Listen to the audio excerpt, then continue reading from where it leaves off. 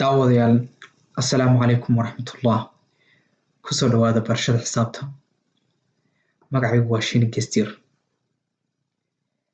waxaan kusoo guda jirnay maalmahan area and perimeter of quadrilaterals beedka iyo wareegga afar geesoolayaasha waxaan soo qaadanay 5 shaxan oo ka mid ah afar geesoolayaasha sida laba jbaarani leydi barbaroole qardaas iyo shaxanka loo yaqaano abute caawa videogan waxaan ku baranaynaa shaxanka loo yaqaano trapezium or trapezoid waxaa looga yaqaanaa waddanka Ingiriiska trapezoidna waxaa looga yaqaanaa waddanka Mareykanka laba lahjadood ayuu leeyahay shaxankan af Soomaalina waxaa lagu yiraahdaa koor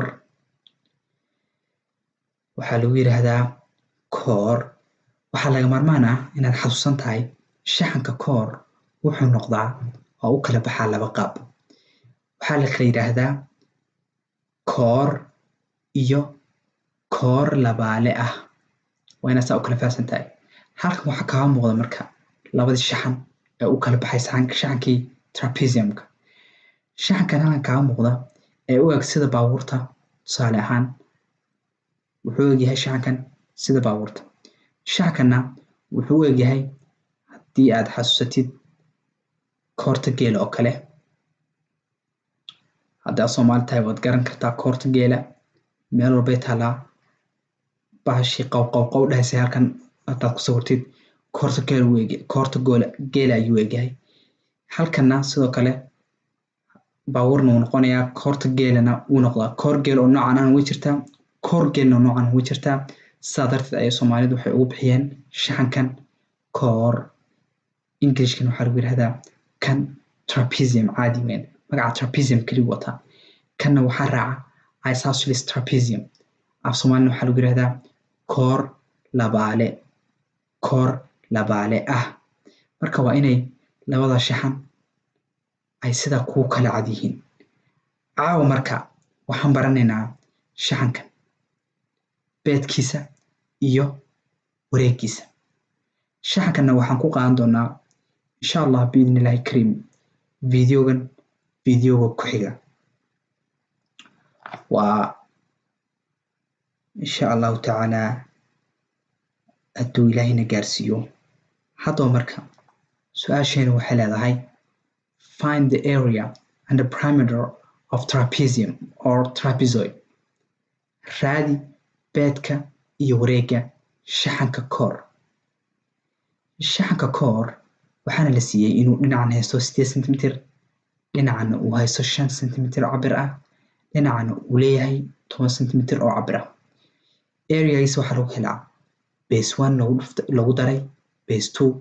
oo lagu dhuftay height oo loo qaybiyey 2 perimeterkiisa ama wareeggiisa waxaa lagu helaa a plus b plus c plus d haddaba aan ku horeyno areagiisa waxaan dhahnay area waxay la mid tahay oo lagu helaa base 1 lagu daray base 2 oo lagu dhuftay height oo loo qaybiyey 2 taas waa qaacidadii oon mar labaad qoray haddaba base 1 iyo base 2 aan ku horeynay maxay yihiin base 1ka iyo base 2gu waxa weeyaan waa salka baseku waa halkan kanna waxaa la dhihi karaa waa baseki midkaa doonto ayaad u bixin kartaa base 1 iyo base 2 haddii aad tusaale ahaan dhahdid 8 cm waa base 1 waad dhihi kartaa haddii aad rabtidna waxaad ka dhigi kartaa 10 cm midka aad jeceshahay marka waxaan dhahaynaa area marka waxay la mid tahay base 1 tusaale ahaan waxaa kasoo qaadaa inay tahay base 1 ku 10 cm waa isku midkii oo lagu daray base 2 waa 8 cm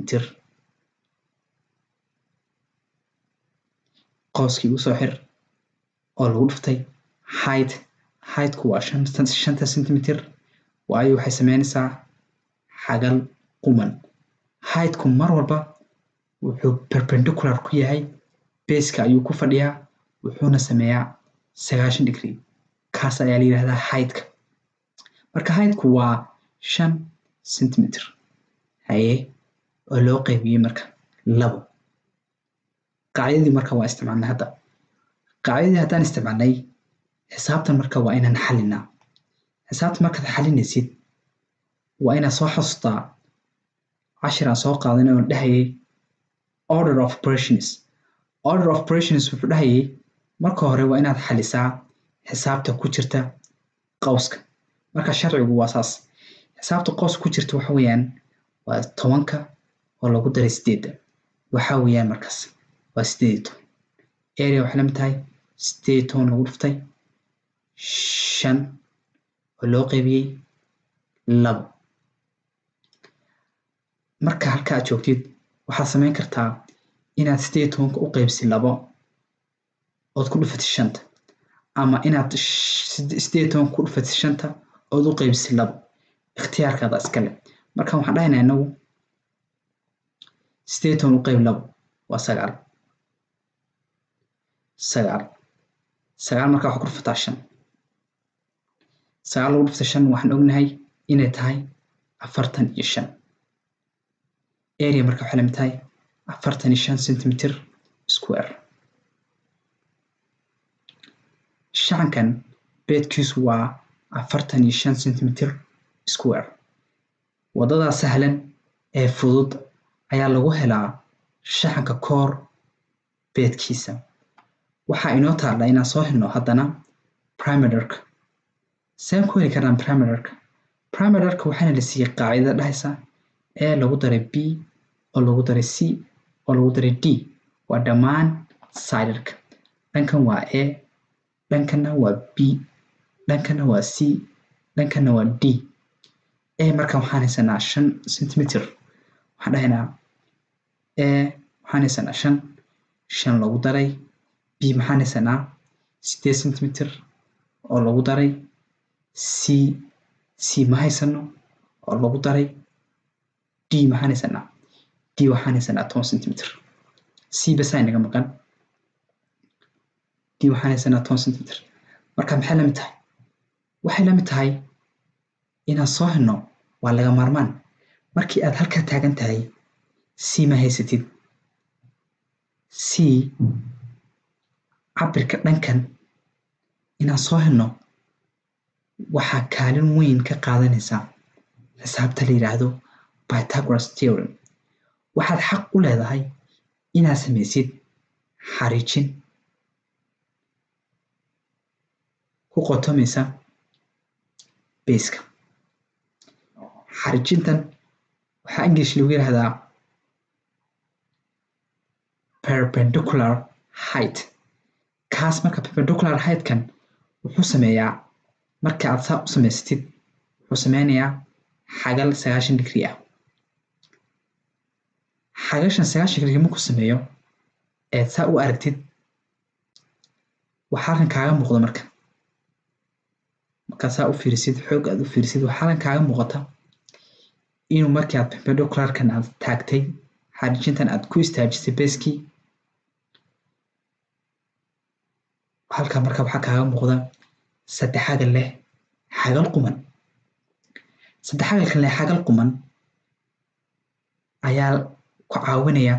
inaad u soo heshid dhankiisan cabirkeeda kadib marka dhankan aad soo heshid cabirkiisa waxaad isku darsan dhammaan cabirka siderka shaxanka trapeziumka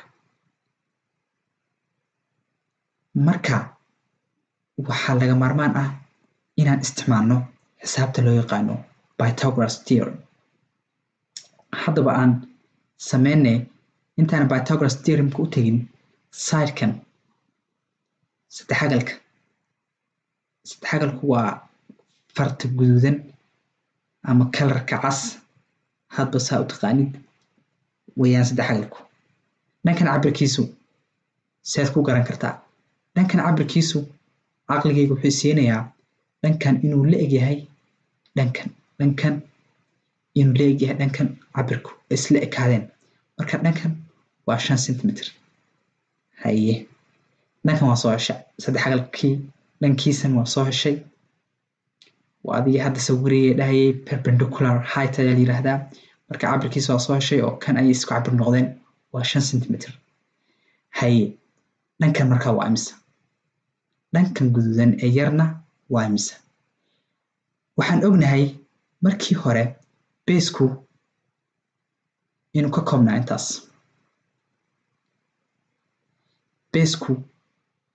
beeska trapeziumku inuu ahaa 10 centimeter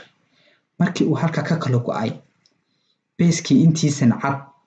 waxay isku cabir noqdeen dhankii ka soo horjeeday beeskii 8 centimeter ahaa ay isku cabir noqdeen marka dhankan waxay noqonaysaa qasab 8 centimeter labadan waa isku cabir markii aad 8 centimeter ka dhigtay halkan intan waa imisa marka intan marka markii hore waxay ka koobneed marka la isku wado intan 10 centimeter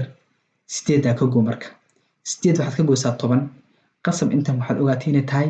10 laga jaro 8 oo waa 2 marka hadda waxaad heshay saddex xagalkan halkan kaaga muuqda laba dhinac oo kamid ah cabirkoodii waxaa laga rabaa inaad soo heshid marka cabirka dhankan la raadinayo wuxuu ka soo horjeedaa xagasha quman markii aad soo xasuusatid cashirkii aan kusoo qaadanay Pythagoras theorem-kan kaga hadlaynay dhanka ka soo horjeeda xagasha quman waxaa af Soomaali lagu yiraahdaa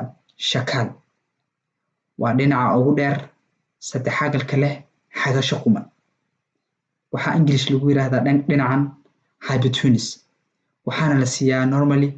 xarafka C haddaba aragtiinka Pythagoras waxay dhahaysay a laba jibaaran oo lagu daray b laba jibaaran waxay la mid tahay c laba jibaaran hadda marka halkaad joogtid dhankan waxaad haysataa 5 centimeter dhankanna waxaad haysataa 2 centimeter waxaad raadinaysaa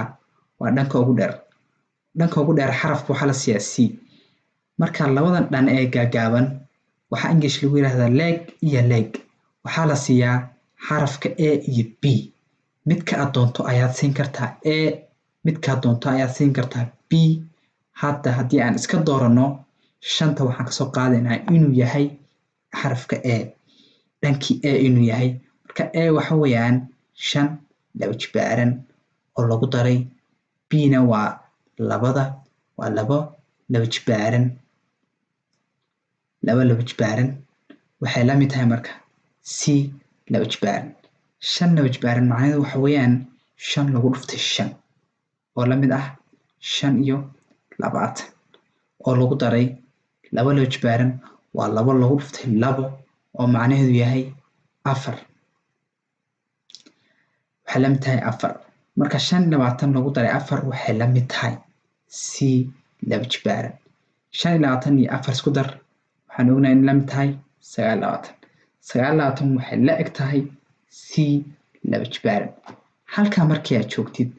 waxaa laga rabaa inaad ka saartid dhan walba xididka dhankana ka saar xididka dhankana ka saar xididka c laba jibaaran oo laga saaray xididku macnaheedu waxa weeyaan laba jibaarankan iyo xididku waa isla baxayaan waxaa kaaga soo dhex baxaysa c marka waxay la mid tahay 9 laga saaray xidid marka waxaan isticmaalnaa calculatorkeena siduu waqtigu noogu safgareeyo waxaan dhahaynaa square root of 29 waxay la mid tahay 5.385 iyo lambaro badan oo weligeed sii soconaya marka waxaan soo qaadanaynaa 5.38 marka c waxay la mid tahay 5.38 markii aad soo heshay 5.38 inay c tahay halkan igu soo qor marka 5.38 hadda marka halkaad joogtid waxaad isku daraysaa adoo xisaabinaya wareega shaxanka trapeziumka dhammaan saararka oo dhan. saarkan maxaa haystaa 5 centimeter loo geeyay 8 waa 13 waxaad u geysaa 5.38 waxaad usii geysaa 10 centimeter. marka waa soo heshay dhankii laga rabay oo ahaa C. halkan C aan u bedelano marka 3.38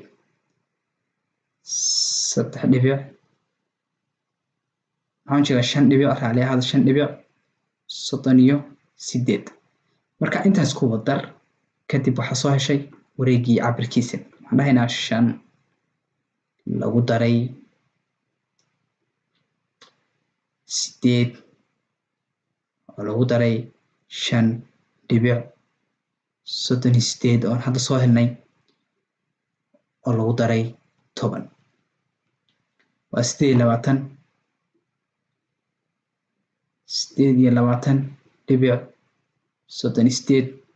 centimeter. primerkiisana sidaas ayaad ku soo helaysaa. waxaa halkan kaaga muuqda inaan laga maarmin marnaba xisaabta loo yaqaano Pythagoras theorem. fiidiyoo badanna oo aan soo qaadanayna wayna caawisay waana xisaab runtii aad iyo aad muhiim u ah. inta aan ku kulmi doono walaalayaal fiidiyoogan fiidiyoo la mid ah waxaan idin si dhaafayaa nabad geliyo.